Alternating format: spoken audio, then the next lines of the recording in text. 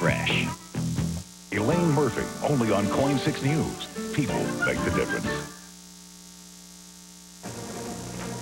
Shift in focus. Secretary of State Powell, on his first overseas trip, stresses a tough U.S. line on Iraq. College tragedy. A horrific accident leaves 4 pedestrians dead and a teenage driver under arrest. With another big race scheduled for tomorrow, NASCAR struggles to get back on track. And virtual visits. A child of divorce keeps family ties alive on the internet.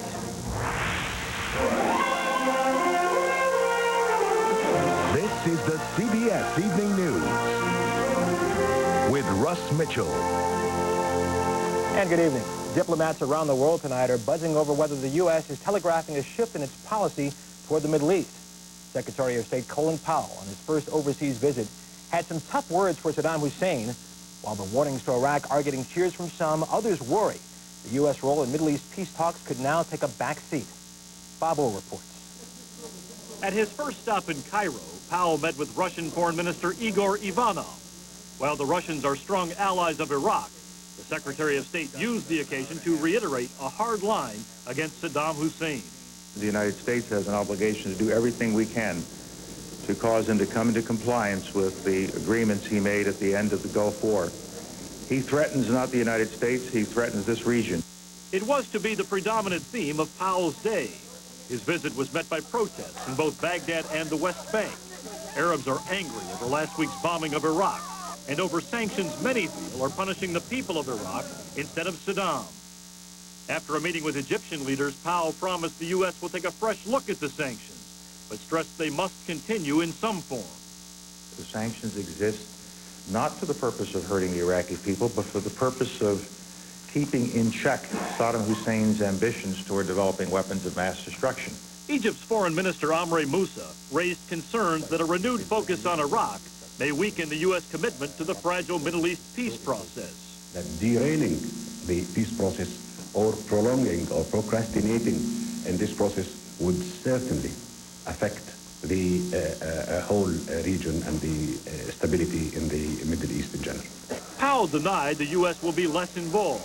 The Middle East analyst Shibli Telhami says the Bush administration is clearly signaling a shift in priorities. At a minimum, they want to tighten the military sanctions on Iraq and hopefully return the UN inspectors to Iraq. At the end of the day, Powell was warmly greeted by outgoing Israeli Prime Minister Ehud Barak. But his message to the Israelis and the Palestinians may not be one they want to hear. While Middle East peace remains a goal, it is no longer an issue that outranks others in the troubled region. Bob Orr, CBS News, the State Department. Fugitive financier Mark Rich today defended his pardon by former President Clinton and insisted his indictment was wrong. In a statement released in Israel, Rich said he does not consider the pardon as an eradication of past deeds, but as the closing of a cycle of justice and a humanitarian act. Mr. Clinton's half-brother, Roger Clinton, told the L.A. Times today he put his list of promised pardons into a stack of papers in the White House where he, meaning the president, would see it. When denied, Roger Clinton said it sort of caused a rift and added, "My feelings were hurt. I was a disaster." The U.S. Navy's #2 admiral is going to Japan to deliver an apology from President Bush and America for the collision of a U.S. nuclear sub with a Japanese trawler. Meanwhile, the captain who hosted the civilians on board the sub will be included in the court of inquiry, according to Navy sources. He's the chief of staff of the Pacific Submarine Commander. 1 week after the deadly crash of Dale Earnhardt, NASCAR drivers were racing around the track today. Meanwhile, Bobby Harley reports, investigators are still trying to determine exactly what caused the legend's death. At the North Carolina Speedway, all eyes may have been on the track, but all the talk was about safety. And until we keep going in this sport and making it better and better, you know, until we can go 2 years without nobody dying, then I think we're going to be making progress. Nearly a week after NASCAR's biggest star was killed, there are still questions about what caused his death. After racing officials revealed Dale Earnhardt's seatbelt broke, the question tonight is whether the problem was with the belt's design or how it was installed by Earnhardt. Well, I was pretty devastated. I still am pretty devastated. Bill Simpson designed that seatbelt, and he's now receiving death threats. For decades, he's outfitted nearly every single race car driver with safety equipment. In an exclusive interview today with CBS News, he said he's made 1 million race car seatbelts and never had one tear. If seatbelt's mounted the way it's supposed to be mounted, that would never happen. It couldn't happen. It'd be impossible. You're 100% confident it would never come apart? Yes. Never? Never. NASCAR doctors say Earnhardt's injuries may have been caused when the seatbelt came apart, slamming his head and chest into the steering wheel and crushing the base of his skull. Other forensic experts refuted that theory today. Until the investigation is complete, all Simpson knows for certain is that he lost a friend. For the fans, they lost a legend. I don't know what to think. I just wish he was here still. Many in the crowd camped in the shadow of the speedway came to pay tribute to Earnhardt. Won't be here for a long time to come, too. It's just never going to be the same without Earnhardt. Ironically, as many as 40 of Earnhardt's fellow drivers could be wearing a new head and neck restraint in tomorrow's race, a device designed by Bill Simpson, the same man who designed their seatbelts. Bobby Harley, CBS News, Rockingham, North Carolina. In Southern California, a university student faces homicide charges for allegedly driving under the influence and killing 4 pedestrians last night. As Vince Gonzalez reports, a college neighborhood known as a party area became the scene of a gruesome tragedy. California Highway Patrol officers call it one of the worst accidents they've seen in a decade, and it didn't happen on the freeway. 4 people, 3 men and a woman, killed. Another man critically injured after they were hit by a car speeding through a college neighborhood in Santa Barbara. Bodies were left scattered all over the road. Of the 5 pedestrians, 4 of them were pronounced dead at the scene. 1 was transported to Santa Barbara Cottage Hospital with major injuries. Investigators allege a car driven by a University of California Santa Barbara student was going more than twice the speed limit when he lost control and hit 9 parked cars. He also struck 5 pedestrians that were walking alongside of those parked cars. The driver, freshman David Edward Adius, walked away from the crash. A group of fellow students held him until police arrived. He reportedly fought with them and at one point shouted out, "I am the angel of death." He wasn't coherent. He was excited. He was running around. He was screaming. The neighborhood around the campus is known for rowdy parties and students wandering the streets at all hours. On this street and the one street over it, just people walking up and down to different parties on the street. Local politicians recently proposed new laws and party permits as a way to control the problem. At least 2 of the dead were also UC Santa Barbara students. University officials called the loss of life a tragedy and said, "We are in mourning." Today, authorities began removing the damaged cars and continued collecting evidence. As their investigation moves forward, so do plans for memorial services. Vince Gonzalez, CBS News, Los Angeles. Cities around the country are beginning to observe Mardi Gras, but last night, the celebrating got out of hand in Seattle. Police fired tear gas into a crowd of about 2,000 who gathered outside bars after closing hours. Some responded by throwing rocks and bottles. 6 officers were hurt. 2 people were arrested. Still to come on tonight's CBS Evening News, the high-tech industry brought low by economic uncertainty. Also, consumers trying to make a fresh start may face new hurdles. And a warning, a livestock disease abroad could spread around the world.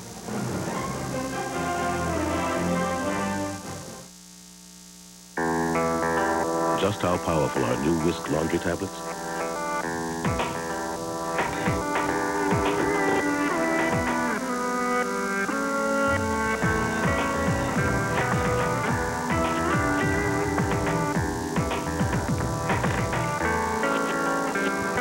Introducing Whisk Dual Action Tablets, a new form of detergent so infused with stain-fighting enzymes, it's as if dirt never happened at all.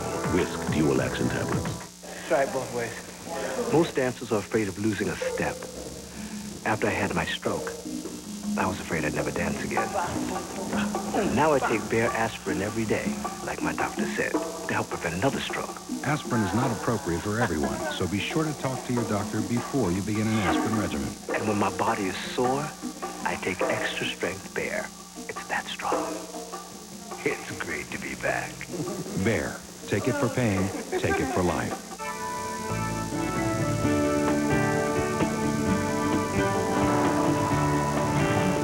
What will it take for you to talk to your doctor about Zocor? Zocor. Be there. Winter air makes it worse. So can blow drying. That's scalp stress itch. And Scalpicin stops it. Clean, unscented, medicated to stop scalp stress itch. Every time. Scalpicin stops scalp stress itch. We started the business in 1983. I grew up back east and was always into fishing and clamming. Gateway set us up with a professional series PC with the Intel Pentium 4 processors to help us track our inventory and our information better. They worked with us in terms of designing something that made sense for our business. It was more than just setting us up with the computers. It was setting us up with the training to utilize them efficiently. You know, we started this thing from scratch, and that feels great. Come on, come on, come on.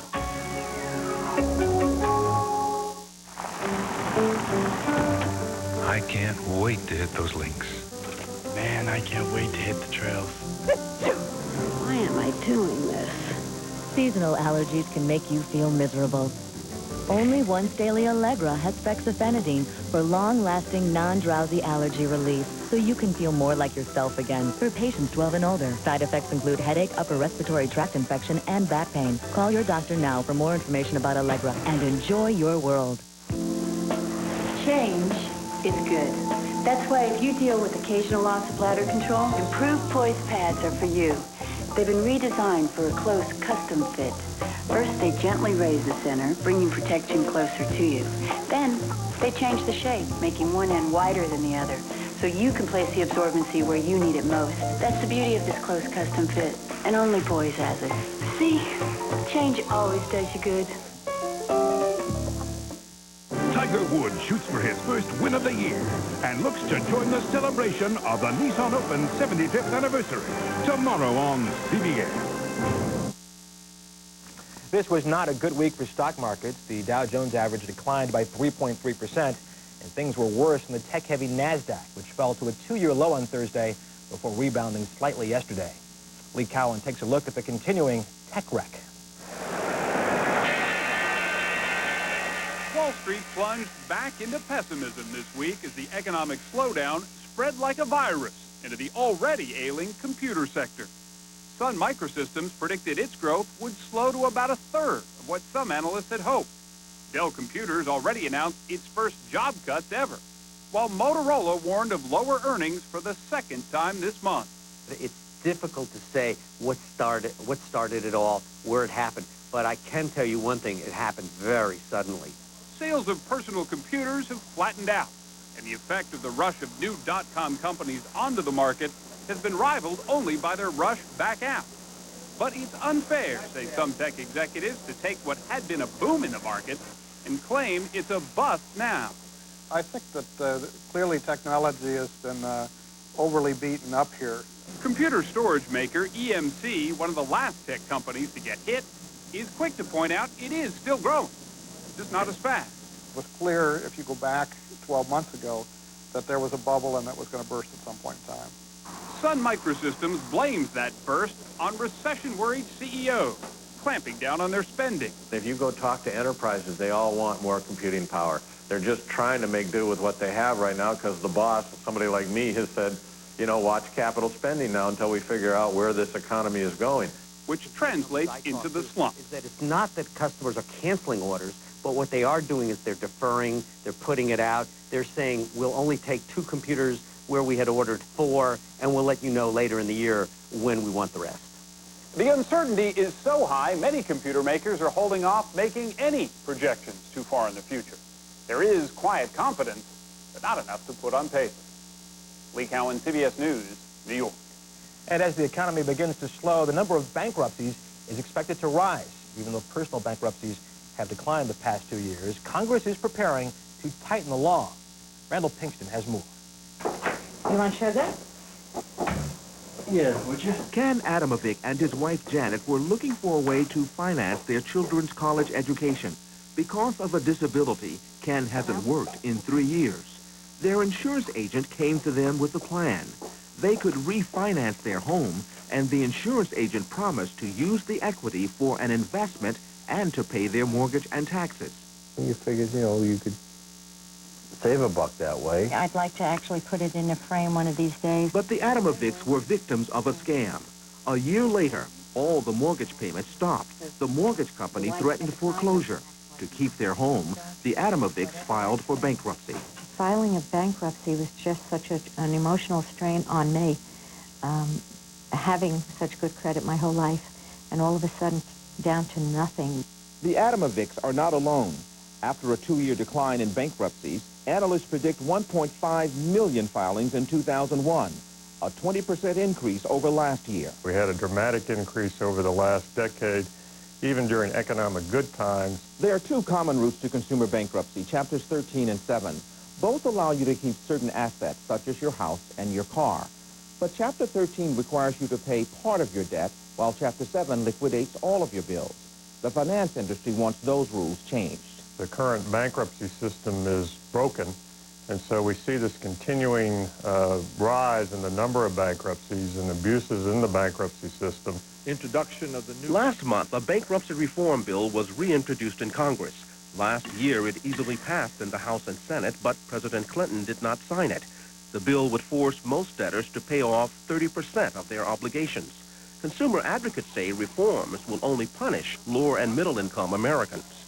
What the industry wants to do is force people who can't afford to repay, who haven't abused the system, into a debtor's prison. That's unfair. But with the new administration in Washington, the industry is likely to get the legislation it wants, which will make it more difficult than ever for couples like the Adamovics to make a fresh start. Randall Pinkston, CBS News, New York. Just ahead on tonight's CBS Evening News, what's behind a new rush to the meat counter?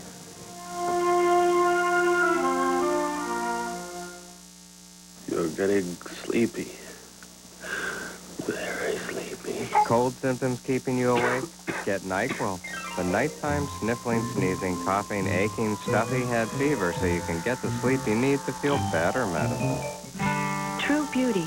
It's all in how I apply myself. Olay All Day Moisture Stick Foundation. It hydrates better.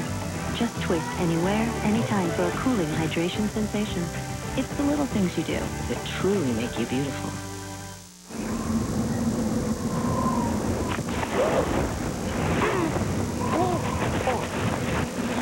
Grass, check. Perspiration,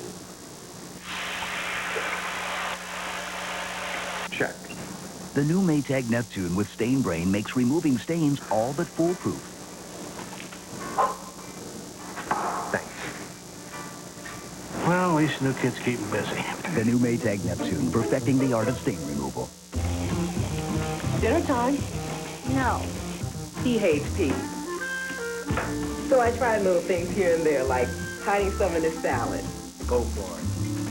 I didn't make any mess. And something tells me that eventually he'll learn to like them. Is it good? Yeah, real good. Peas were the first step. Now we have some other things to work on. Around here, the dressing is craft. Try Light Done Right. They took out half the fat, but left the taste.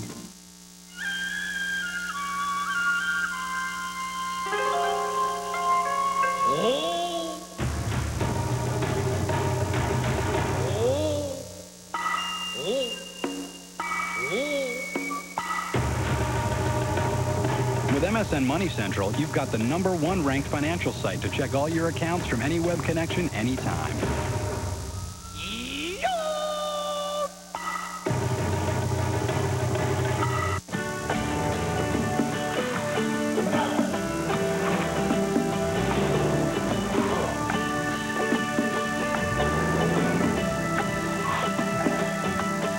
Let me take over. 2001 Mitsubishi Galant, very nicely equipped with 1.9% APR for 5 whole years. You know, it's really very simple.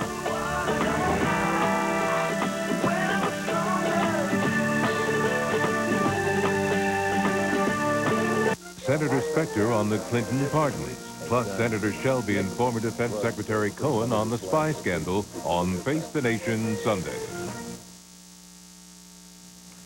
The mad cow crisis has spread to another European country. Sweden reported the first suspected case of the disease, and Italy today confirmed the 5th suspected case there. Even as Britain battles mad cow, it now has a new crisis on its hands. The first outbreak in 20 years of another farm animal disease called hoof and mouth. Tom Fenton tells us officials going to extraordinary lengths to contain this highly infectious disease. Having learned some lessons the hard way during the mad cow scare, the British government is acting fast this time. Professional killers are being sent to slaughter livestock on half a dozen farms around the country where hoof and mouth disease has just been discovered. Exclusion zones are being drawn around affected areas, but it may be too late. Hoof and mouth disease, which affects livestock but rarely humans, spreads like wildfire. British farmers just recovering from the mad cow epidemic fear they face ruin again. Oh, my shoulders dropped. I just thought, not another one. We've just been through so much strife. It just shows how little control I've got of my business at the end of the day and how vulnerable we are. Drastic measures are being taken to prevent spread of the virus, and the public has been asked not to venture into the countryside. Hiking and hunting have been curtailed. Even postmen have been told to steer clear of farms. The government is downplaying fears of a food shortage. Don't alter your shopping pattern. The nation has enough food. Everyone will be fed if they stick to their regular shopping patterns. But with livestock markets now closed and all movement of pigs, cattle, sheep, and goats banned for a week, supermarkets and butchers may soon be facing problems of resupply.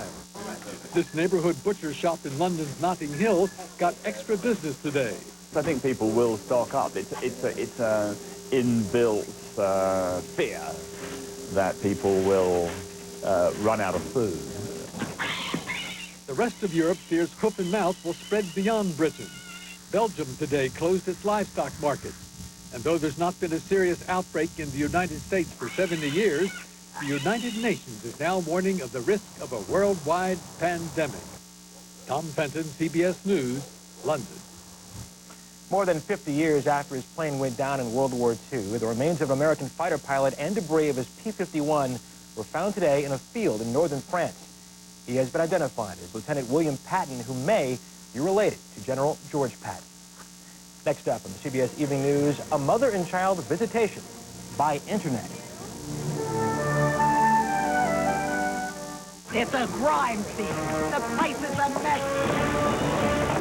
There's no trace. Not a single spot of grease. She used fantastic. Tough grease doesn't stand a chance against fantastic. It left these counters Squeaky clean. Nothing to see here, folks. That's impossible. No, ma'am. That's fantastic. Antibacterial fantastic. Tap on grime.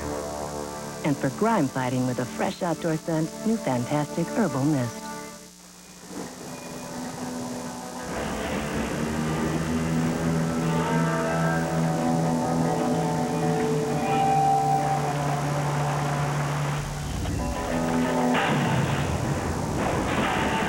Flood could be a lot closer than you think.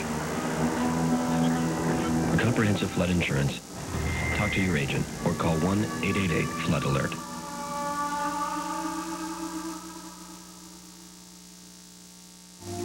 Finally, you have a choice for fiber, clinically proven to be as effective as Metamucil. Now there's chewable Fiber Choice. Just 2 tablets a day. With no spoon, no powder, no water, no glass. Call now for your free sample. Fiber Choice. Now there's a real choice. If you want great prices on expert brake service, come to Meineke. You'll get $20 off per axle on Meineke brake service. Now that's big savings. At Meineke, you won't pay a lot, but you'll get a lot. This has more calcium than Tums? It's true. Maalox Quick Dissolve Chewables have more calcium than regular Tums. That's even better. And they dissolve faster than Tums. I'm going to go for the Maalox. Quick Dissolve your heartburn away and get more calcium. No doubt about it. I've taken care of this garden from the very first seedling. We need each other. But when I got arthritis, I thought my gardening days were over. Then my doctor encouraged me to keep at it, because staying active helps keep joints from getting stiff. And to make it easier, he recommends Advil. It's the #1 recommended medicine of its kind for arthritis pain, and it's gentle on my stomach. My doctor's right. Advil and gardening work beautifully. Advil, stronger than pain. Have you wondered why your cable TV bill just keeps getting higher and higher? Monday, a hard news look at what's behind the high cost of TV on the CBS Evening News with Dan Rather. Finally tonight, divorce has often led to bitter fights over custody and visitation. And now the internet revolution is producing a whole new twist, an experiment in what might be called virtual visitation is the focus of tonight's Weekend Perspective. At first, Gary Kalita's divorce seemed pretty ordinary. He remained close to his 10-year-old daughter, Ashton, who lived with her mother in Orlando. Then his former wife set off a bombshell. She wanted to remarry, leave Florida, and move to Ohio with their daughter. Gary went to court. It was definitely a high-conflict litigation case. My ex-wife wanted to move to Ohio, and I wanted Ashton to stay here, and we essentially had a very high-conflict custody battle over Ashton's future and her relationship with me and what would happen. After a year of intense legal fighting over where their daughter should live, a Florida district court judge awarded custody of Ashton to her father. For her mother, Tawny Kalita Snyderman, who now lives in Ohio, the court's ruling was a blow. It's devastating not having Ashton with me because I'm missing out on all the everyday things in her life. But as far as seeing her, the judge gave me the best that he could possibly give. In a first-of-its-kind ruling, the judge ordered that Ashton have contact with her mother via the Internet. Snyderman and her ex-husband had to purchase separate state-of-the-art computer systems that feature video conferencing, video cameras, phone lines, and Internet service. And it's so much better than a phone call because you can actually see, you can participate, she can see you. As long as there's video conferencing, it takes a lot of the pain out of losing, primary custody of your child. I can show her my hairstyles. I can show her my artwork that I do in my after-school art classes. Mom, turn down your master volume. But Gary Kalita sees things differently. He objects to being ordered to buy a $1,200 computer system. Even more, he says the court's ruling allows his ex-wife to visit Ashton on the Internet anytime she wants. We've not really been able to work out a reasonable schedule that takes into account Ashton's evening activities and her homework and other things. So there does tend to be interruptions and disruptions of our family activities. Courts across the country are struggling to strike the balance between the custodial parent's right to relocate with a non-custodial parent's right to maintain a relationship with their children. Some judges say the Internet gives them a viable option when deciding visitation cases. The judge has wide discretion in fashioning contact and visitation. It's based upon what's in the best interest of the child. So anything that we view as being in the child's best interest, we will do. What are you drinking, baby? But some advocates for children fear that as the technology improves, Internet visitations may replace face-to-face visits. Having your child in physical presence, real time, with that boy or girl, nothing can replace that. We don't give birth to Internet babies. We need reality, not virtual reality. The reality for Ashton is that her parents live in 2 states. In the 2 months since the court's unusual order, she's been able to visit her mother just 3 times, but she's had 11 Internet visits. It helps because you can see them and you can tell them about everything that you've been doing, but it's still not as good as seeing them in person.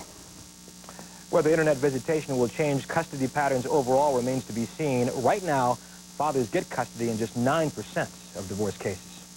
And that's the CBS Evening News. Tomorrow and Sunday morning, the economic boom in Las Vegas. Then on Face the Nation, the Clinton pardons. Thanks for joining us this Saturday evening. I'm Russ Mitchell, CBS News, New York. Good night. For news 24 hours a day, CBS.com on the Internet and on our interactive partner, America Online, at keyword CBS News.